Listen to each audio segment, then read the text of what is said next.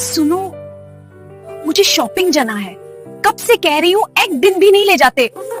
अभी तुम्हें पता है ना, अम्मा को रोज रोज बाहर जाना अच्छा नहीं लगता। मैं कौन सा रोज जा रही हूँ? महीनाएं हो गए, घर और किचन के अलावा कुछ देखा ही। मैं समझता हूँ तुम्हारी बात, लेकिन अम्मा अकेली होती हैं, उन्हें लगता है लोग क्या कहेंगे। लोग क्या कहेंगे, लेकिन कोई ये क्यों नहीं सोचता कि मुझे कैसा लगता है।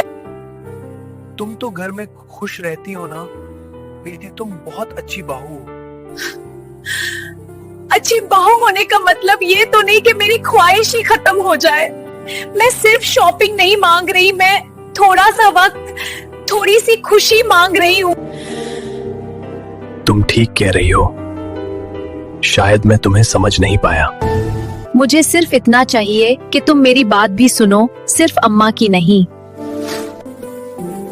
ठीक है, कल मैं अम्मा से बात करूंगा, हम दोनों शॉपिंग जाएंगे। सच? हाँ सच। तुम मेरी वाइफ हो, तुम्हारी खुशी मेरी जिम्मेदारी है। बस मुझे यही सुनना था।